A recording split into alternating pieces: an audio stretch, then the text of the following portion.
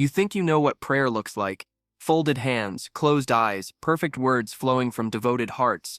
You believe spiritual connection depends on eloquent speech to the divine, maintaining sacred posture, reciting ancient words perfectly. But here's what might shatter everything you thought you knew about prayer. Your connection to God isn't measured by performance in those quiet moments. It's revealed by patterns you probably never noticed. The way you breathe when desperate, split-second thoughts during traffic jams, automatic gratitude when you see a sunset. These tiny moments broadcast the deepest truths about your spiritual relationship, and science is decoding this ancient language in ways that would have blown mystics' minds. The plot twist? The people who think they're terrible at prayer might actually have the strongest spiritual connections, while those who pride themselves on their eloquent devotions might be missing the point entirely. Your prayer habits are like spiritual fingerprints, unique markers that reveal not just what you believe, but how deeply those beliefs have penetrated the core of who you are. They show whether your faith is a Sunday costume you put on or a living, breathing part of your identity that colors every moment of your existence. And the most shocking discovery of all: the brain scans don't lie. Researchers can literally see the difference between performed spirituality and authentic connection, and the results are nothing like what you'd expect. Think of your prayer life as a spiritual EKG, constantly monitoring your soul's relationship with the divine, like your heart has a unique pattern revealing physical health. Prayer habits create a spiritual signature exposing your connection to God. Some have prayer patterns that spike during crises then flatline during comfort, like spiritual adrenaline junkies. Others maintain steady, quiet connection rhythms humming beneath daily life. Your brain rewires itself based on these patterns. Neuroscientists studying contemplative practices discovered regular prayer creates measurable changes in brain areas associated with empathy, emotional regulation, and the default mode network. In people with consistent prayer habits, this becomes infused with connection persisting even when not actively praying. Studies suggest regular prayer increases anterior cingulate cortex activity, responsible for attention and emotional processing, even during non-prayer activities. Prayer isn't just talking to God, it's renovating your mind. The anxiety prayer reveals more about your spiritual foundation than 1,000 Sunday sermons ever could. You know the one I'm talking about. That desperate, wordless plea that shoots from your chest when the phone rings at 3 a.m. The frantic bargaining that happens in hospital waiting rooms.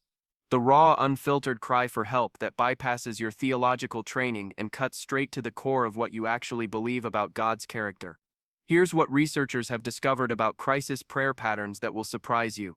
People with the strongest baseline spiritual connections often have the briefest crisis prayers. Not because they care less, but because their entire framework of trust is already established. Their emergency prayers sound less like detailed presentations to a distant CEO and more like shorthand communication with an intimate friend. Meanwhile, those who feel disconnected from God during normal times often launch into elaborate negotiations during crises, unconsciously trying to re-establish a relationship through the sheer volume of words. It's like the difference between texting help to someone who already knows your entire situation versus writing a detailed email to a stranger. Brain imaging studies show that people with established prayer patterns activate different neural pathways during stress. Their brains show increased activity in regions associated with emotional regulation and decreased activity in areas linked to rumination and catastrophic thinking. The prayer isn't just a request for divine intervention, it's a neurological reset button that helps them process crisis more effectively. Anxiety prayer is your spiritual stress test. Your gratitude reflexes broadcast your spiritual maturity whether you realize it or not. This isn't about grateful prayers before meals or thankful meditation thoughts. This is about automatic appreciation firing when beauty surprises you, when kindness touches you, when small wonder moments interrupt routine. Neuroscientist Dr. Alex Korb's gratitude research reveals people with regular spiritual acknowledgement develop gratitude sensitivity. Their brains become more attuned to positive stimuli, noticing moments others miss entirely. Brain scans show people with strong prayer habits exhibit increased prefrontal cortex activity when exposed to beautiful stimuli, even when not consciously being grateful. Studies indicate people who pray regularly show 23% increase in identifying positive emotions compared to control groups. Prayer doesn't just change how you talk to God, it changes how you see the world. Your gratitude reflex is your spiritual vision test. The intercessory prayer pattern reveals whether your spirituality makes you more loving or just more religious. Watch how someone prays for others, and you'll see the true temperature of their heart. Some people's intercessory prayers sound like spiritual shopping lists, mechanical recitations of names and needs that check a duty box but lack emotional investment. Others can't mention someone's name without their voice catching, can't think about another's pain without feeling it echo in their own chest. The difference isn't just emotional, it's neurological. Researchers studying compassion and prayer have discovered that people who regularly pray for others show increased activity in brain regions associated with empathy and emotional resonance. Dr. Tanya Singer's work on empathic concern reveals that contemplative practices, including intercessory prayer, literally expand your capacity to feel with others. Brain imaging shows that people with strong intercessory prayer habits activate mirror neuron networks more intensely when witnessing others' emotions, essentially making them more neurologically connected to human suffering and joy. A study from the University of Michigan found that people who pray for others at least once weekly show increased activity in the temporoparietal junction, the brain region crucial for understanding others' mental states, compared to those who rarely engage in intercessory prayer. Your brain becomes a more sophisticated instrument for detecting and responding to others' emotional needs. Intercessory prayer is empathy training for your soul. Petition prayer habits expose the deepest truths about your trust levels and your concept of God's character. Listen to how someone asks God for things, and you'll hear their entire theology compressed into tone and timing. Some people approach petition like they're submitting a formal request to a bureaucratic deity who might deny their application on a technicality. Every word is carefully chosen, every phrase hedged with qualifications and theological disclaimers. Their prayers sound like legal documents written by people who aren't sure if God actually likes them. Others petition with the casual confidence of children asking loving parents for help, their requests flowing naturally from a foundation of assumed care and attention. The difference reveals everything about how they've learned to relate to divine power. Neuroscientist Dr. Andrew Newberg's research on prayer and trust shows that people with different petition styles activate completely different brain networks. Those who petition from fear or uncertainty show increased activity in stress response regions, essentially triggering fight or flight responses even during prayer. Meanwhile, those who petition from trust activate areas associated with secure attachment and emotional regulation. Their brains treat prayer like a safe relationship rather than a dangerous negotiation. Brain studies reveal that people with trusting petition patterns show increased activity in the left prefrontal cortex, associated with approach behaviors and positive emotions, while fearful petitioners show increased activity in the right prefrontal cortex, linked to avoidance and negative emotions. Your petition style is your relationship status with God. Morning prayer patterns predict spiritual resilience better than any religious assessment. Your first spiritual impulse reveals whether faith is peripheral addition or core operating system. Some people wake up reaching for phones, diving into chaos before minds surface from sleep. Others pause to acknowledge the divine before engaging the world, creating spiritual anchor points influencing their entire day. This isn't about prayer length or eloquence, it's about priority and neural pathway activation. Dr. Sarah Lazar's research shows people beginning days with spiritual practice develop thicker prefrontal cortex regions associated with attention and sensory processing. Studies tracking cortisol levels reveal those incorporating spiritual practice before checking media show more stable stress hormones throughout the day. Morning prayer creates cognitive reserve, a stress buffer maintaining emotional equilibrium during difficult periods. Your first spiritual thought sets neurological tone for everything following. Morning prayer is your daily spiritual calibration. Evening prayer patterns reveal whether spirituality helps you process life or postpone dealing with it. How you end your day spiritually shows whether prayer serves as genuine reflection or religious routine. Some approach evening prayer like spiritual bookkeeping, quickly reviewing events before sleep. Others use it as emotional archaeology, digging into experiences to uncover meaning and release burdens. The difference shows in sleep quality and emotional processing. Research reveals people engaging in reflective evening prayer show improved REM sleep and better emotional memory consolidation.